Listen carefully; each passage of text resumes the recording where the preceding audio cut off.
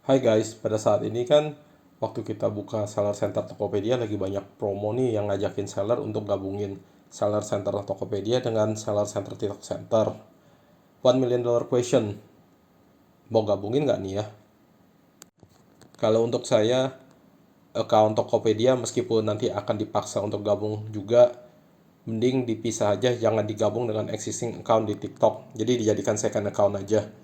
Kita butuh second account ini sebagai precaution aja, just in case anything happen. Ini salah satu contohnya, kita share linknya di bawah ya. Rules and regulation gak jelas seperti ini yang bikin seller takut. Luan si pacau ngotemci lagi kaumet ye. Bikin nafun aja. Yuk kita bedah lebih dalam satu persatu ya. Yang pertama, sistem pembayaran TikTok sekarang lebih lama dari Tokopedia. Ini seakan-akan seller dijadikan banker atau penyedia modal oleh TikTok. Uangnya seller dipinjam untuk dibungakan di rekening TikTok atau nggak diputar untuk operasional mereka. Oleh karena itu, untuk harga jual di TikTok biasanya saya naikin sedikit, anggap aja lah TikTok bayar bunga untuk minjem karena paymentnya lama. Biaya gratis ongkir TikTok sekarang sama dengan biaya gratis ongkirnya Tokopedia. Itu dinaikkan tanggal 1 Maret 2024 dari 3% jadi 4% dengan max 10.000 per order. Terus naik lagi dari tanggal 16 Desember 2024 menjadi maksimumnya 20.000. Ini per unit barang ya. Saya ulang ya, per unit barang loh, bukan per invoice lagi. Yang ketiga, banyak hidden cost-nya. Nih lihat nih, extra boost program atau XBP. Nih biayanya bisa naik turun. Fee-nya itu ada peak season sama low season. Ini sebagai seller ngelihat platform fee kayak gini bisa naik turun gak jelas, pusing gak ngitungnya. Ini kita nggak pakai hitungan yang terlalu aneh-aneh dulu ya, basicnya dulu. Berdasarkan hitungan tertingginya aja, fee marketplace 8%, fee gratis ongkir 6%, fee XBP itu 4,5%. Untuk hitungan basic ini aja itu udah 18,5%. Itu masih belum termasuk fee untuk afiliator, terus basic operational fee seperti karyawan, rental untuk tempat, terus biaya packaging dan lain-lainnya. Oh ya, itu masih belum termasuk salah satu fee yang sangat gede itu biaya iklan. Nextnya masalah retur. TikTok terlalu manjain customer. Jadi customer bisa retur barang seenaknya. Ini banyak komplain dari seller yang udah jadi korban dari bayar-bayar nakal. Biasanya buyer suka retur barang yang nggak sesuai dengan dibeli. Bahkan banyak yang ngembalin barang-barang bekas atau barang-barang sampah. Tapi tetap aja dia pro sama sistem.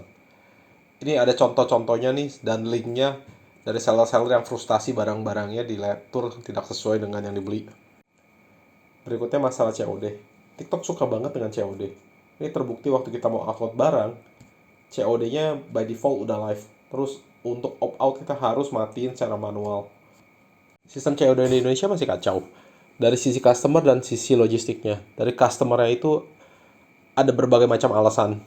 Ada yang bilang yang belanja orang lain, ada yang bilang uangnya belum siap, ada yang cuma mau belanja kalau udah dicoba barangnya, bahkan ada yang bilang cuma mau nyobain barangnya dan gak niat belanja. Pokoknya 1001 macam alasannya lah. Dari sisi logistik, sistemnya masih kacau. Terbukti dari barang COD yang nyangkut di logistik. Di screen ada simulasi hitungan dari barang COD yang unresolved. Ini kita pakai value yang kecil aja ya. Kalau pakai value yang besar, gimana tuh? Bisa ke jantung kali. The next issue is penjualan barang-barang bermerek dikonstrain oleh TikTok. Alasannya, menghindari penjualan barang palsu. Untuk jualan barang branded, retailer wajib minta surat rekomendasi atau penunjukan sebagai retail ke supplier atau dealer. Suratnya ini hanya berlaku untuk 1 tahun. Setelah dapat surat itu, jangan seneng dulu, masalahnya belum habis. Dealer kita juga perlu minta surat penunjukan dari distributornya. Itu juga belum selesai. Dari distributor perlu lagi minta surat dari principal atau dari brand owner yang bisa menunjukkan haki. Salah satu cara lain adalah dengan membuktikan bahwa kita membeli dari supply resmi dengan menunjukkan bukti pembelian. Ini sih seperti phishing secara halus. TikTok mau kita secara tidak sadar kasih informasi supply chain kita. Kita beli dari mana, dan si dealer juga di-supply dari siapa. Info seperti ini semestinya informasi confidential internal kita aja. Digali deh semua informasi kita. Sampai cost kita dan margin kita, TikTok bisa tahu. Selain itu, modal dealer dan seluruh supply chain kita ketahuan deh semua data-data kita. Dari posisi retailer, minta surat rekomendasi dari supplier itu ribet. Bisa makan waktu lama sekali, dan belum tentu si supplier mau buatin suratnya. Apalagi kalau barang yang sama itu suppliernya banyak. Kagak bakal tuh supplier buatin suratnya. Begitu semua jalur supply kita terekspos dan distributornya supplier kita juga ketahuan siapa, tinggal masalah waktu aja kapan TikTok bakal nikung kita. Bisa jualan sendiri nanti TikTok. Dari posisi kita kalau sebagai supplier atau brand owner atau principal, sama ribetnya juga sih. Brand owner dan distributor juga tergantung pada distribution chain mereka. Distribution chain-nya ini adalah dealer dan retailer. Hubungan antara brand, dealer, dan retailer itu simbiosis mutualisme. Kalau dealer dan retailer dipersulit, kuantiti penjualan mereka akan berkurang. Kuantiti mereka berkurang berpengaruh langsung ke logistik cost dan packaging cost brand owner.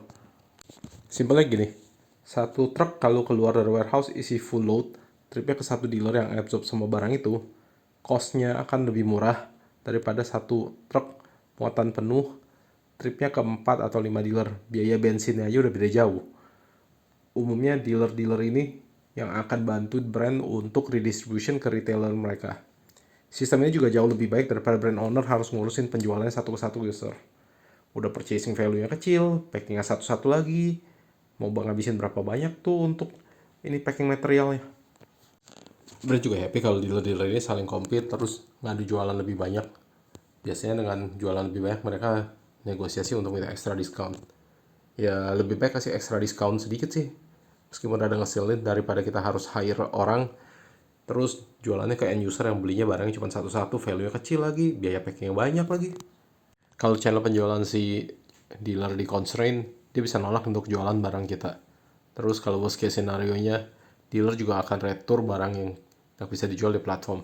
Ini biasanya terjadi kalau dealernya itu fokus di e-commerce platform. Kalau ada yang bilang, so what, dealernya kalau nggak mau jualin barang kita, tinggal kita cari dealer lain yang mau jualin barangnya. Nih orang artinya belum pernah jadi sales keliling, belum tahu dia susahnya jadi sales. Apalagi sales yang disuruh buka channel distribusi yang baru, cari dealer yang baru yang mau kerjasama. Barang terkenal aja belum tentu si dealer mau jualin, apalagi brand yang belum terkenal. Belum lagi sales itu bukan cuma tergantung dari selling skill. Itu tergantung pada hoki juga. Kalau sales itu, 天时地利人和, the right person, the right place, and the right time. Apalagi kalau nyalesnya ke dealer-dealer yang decision makernya sibuk banget dan jarang di tempat. Wah, ribet banget itu. Let's say dealer mau menjalankan proses permintaan surat rekomendasi. Berapa banyak surat rekomendasi yang harus kita produce? Kalau ada 1000 dealer, apakah tiap tahun kita harus issue 1000 surat? Dan apa kita harus alokasi staff khusus cuma buat ngurusin ginian? Halo TikTok, kita posisinya sebagai retailer atau distribution itu kita hoto yezo. Kita itu bukan pasukan MSC, MYC atau BKC. Bagi yang nggak tahu, MSC itu Meisizo, kalau nggak Mosezo, MYC itu Mouyezo, BKC Bokangzo. For those who don't know, all three have the same meaning. Bahasa kekiniannya itu gabut. Sekarang kita lihat dari point of view yang ketiga, posisi kita sebagai TikTok, the king of the hills. TikTok bisa minta level distributor atau brand owner untuk direct sales ke customer-nya melalui platform dan cut retail dan dealer. Nah, dengan cara itu TikTok bisa membunuh supply chain dari si brand owner. Yang lebih parah lagi, TikTok bisa langsung jualan ke end user melalui retail division mereka. TikTok tinggal bawa data-data yang ada di tangan mereka dan pressure ke brand owner untuk kasih concession ke mereka. Dan dengan cara ini dia bisa kontrol dan constrain semua pergerakan brand owner. Concession ini bisa macam-macam bentuknya. Contohnya, diskon besar, atau pastikan TikTok bisa jual dengan harga termurah, atau exclusivity untuk TikTok, di mana none of the supply chain mereka boleh jual produk ini lagi di platform TikTok. Jadi di-cut semua supply chain-nya di bawahnya. Mungkin ada yang bilang, ini kan dunia e-commerce dan penjualan online aja. Mana mungkin pengaruhin bisnis secara menyeluruh? Well, yang jaga toko offline pasti tahu. Customer sekarang itu datang belanja udah bawa daftar harga online. Dan expect untuk belanja offline harganya sama atau lebih murah dari ekspektasi. Based on experience, customer sekarang have done their research, especially on pricing issue. Apalagi kalau ketemu corporate customer yang KPI-nya cuma find the lowest bidder. Ini ada caveatnya ya. Research-nya biasanya cuma based on lowest price with limited product knowledge.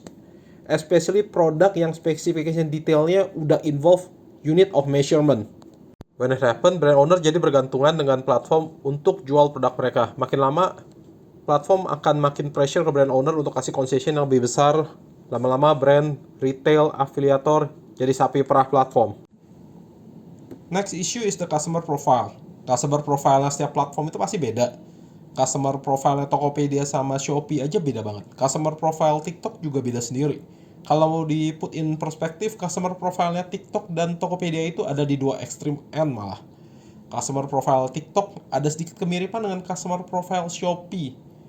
Maybe closest customer profile-nya itu dengan Lazada. By the way, I found out something interesting. Coba lihat di screen. Nggak tahu TikTok sadar nggak ini peraturan kayak gini. Kita seller dikira Taifansu kali sama TikTok. Untuk saat ini baru itu aja yang cross my mind. Jadi dengan kondisi seperti ini, kita sebagai seller manfaatkan aja semua channel. Masih ada platform lain, kita ikutin aja anginnya bertiup kemana.